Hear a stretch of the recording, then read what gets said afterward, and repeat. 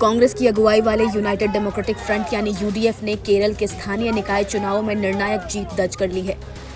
वहीं आम लोकतांत्रिक मोर्चा यानी एलडीएफ को झटका लगा है। केरल स्थानीय निकाय चुनावों के लगभग अंतिम परिणामों के अनुसार कांग्रेस के नेतृत्व वाले यूडीएफ ने विभिन्न निकायों में सबसे अधिक वार्ड जीतकर स्पष्ट बढ़त हासिल कर ली है, जबकि सत्तारूढ़ लेफ्ट फ्रंट यानी एलडीएफ दूसरे स्थान पर है। केरल के निकाय चुनाव में कांग्रेस की अगुवाई वाली यूडीएफ काफी अच्छा प्रदर्शन कर रही है।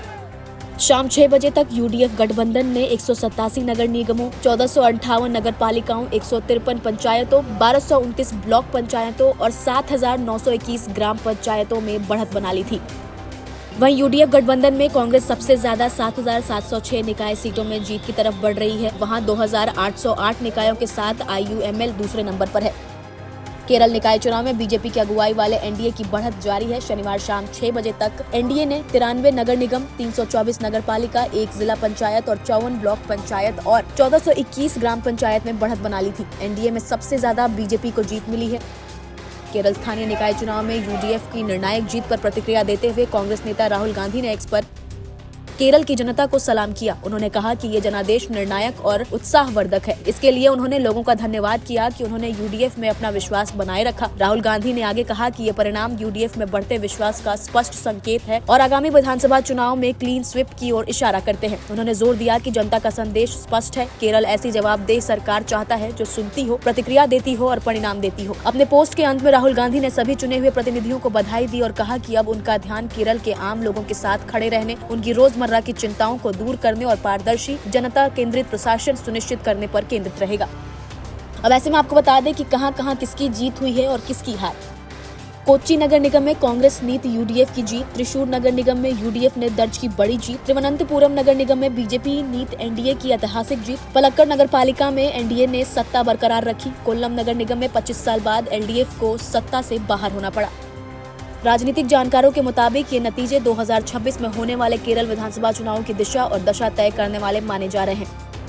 लेकिन नगर निकाय चुनाव में कांग्रेस का ये शानदार प्रदर्शन साफ संकेत देता है कि प्रदेश में पार्टी की पकड़ मजबूत हो रही है। इससे ये माना जा रहा है कि आने वाले विधानसभा चुनाव में कांग्रेस को इसका सीधा फायदा मिल सकता है। वहीं आपको बता दें कि केरल की राजधानी तिरुवनंतपुरम नगर निगम चुनाव में भारतीय जनता पार्टी ने इतिहास रच दिया है। बीजेपी ने 45 साल से चले आ रहे वामपंथी वर्चस्व को खत्म करते हुए सीपीएम के नेतृत्व वाले एलडीएफ से नगर निगम छीन लिया है और पहली बार यहां कमल खिला दिया है। 101 वार्डों वाले तिरुवनंतपुरम नगर निगम में बीजेपी ने 50 सीटों पर जीत दर्ज की, जबकि एलडीएफ को 29 सीटें मिली। कांग्रेस के नेतृत्व वाले यूनाइटेड डेमोक्रेटिक फ्रंट यानी यूडीएफ को 19 सीटें मिली और 2 वार्डों में निर्दलीय उम्मीदवार विजयी रहे। बीजेपी निगम में पूर्ण बहुमत से सिर्फ 1 सीट पीछे है, लेकिन ये जीत राजनीतिक रूप से बेहद अहम मानी जा रही है। इस ऐतिहासिक जीत पर प्रधानमंत्री नरेंद्र मोदी ने भी बीजेपी एनडीए को बधाई दी है। पीएम मोदी ने सोशल मीडिया प्लेटफॉर्म एक्स पर लिखा कि तिरुवनंतपुरम नगर निगम में बीजेपी एनडीए को मिला जनादेश केरल की राजनीति में एक टर्निंग पॉइंट है। उन्होंने कहा कि राज्य के लोगों को भरोसा है कि विकास की आकांक्षाएं सिर्फ बीजेपी ही पूरा कर सकती है और पार्टी शहर के विकास व लोगों के ईज ऑफ लिविंग को बेहतर बनाने के लिए काम करेगी। 2 चरणों में हुए निकाय चुनावों में 2 करोड़ से अधिक मतदाताओं ने अपने मताधिकार का प्रयोग किया। दोनों चरणों में कुल 73.69% मतदान हुए, जो 1995 के बाद सबसे ज्यादा है। गौरतलब है कि केरल में पहली बार निकाय चुनाव 1995 में हुए थे। इस बार राज्य भर में 75,632 उम्मीदवारों ने चुनावी मैदान में किस्मत आजमाई। निर्वाचित पंचायत सदस्यों में नगर पार्षदों का शपथ ग्रहण समारोह 21 दिसंबर को 10 बजे होगा, जबकि नगर निगम पार्षदों का शपथ ग्रहण सुबह 11 बजे आयोजित किया जाएगा। राजनीतिक विश्लेषकों के मुताबिक ये नतीजे 2026 के होने वाले केरल विधानसभा चुनाव से पहले यूडीएफ के लिए बड़ा मनोबल बढ़ाने वाले हैं। जमीनी स्तर पर मिली ये जीत कांग्रेस के लिए सिर्फ स्थानीय निकायों तक सीमित नहीं है, बल्कि ये राज्य की सत्ता की ओर बढ़ता हुआ कदम मानी जा रही है। फिलहाल आप इस रिपोर्ट पर क्या कुछ कहना चाहेंगे? अपनी राय हमें कमेंट कर जरूर बताएं।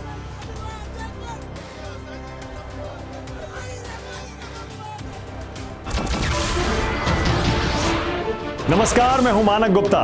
अगर आपको हमारा ये वीडियो पसंद आया हो तो इसे लाइक और शेयर जरूर करें और हाँ, हमें सब्सक्राइब और फॉलो करना ना भूलें ताकि आप देश और दुनिया की कोई खबर मिस ना करें।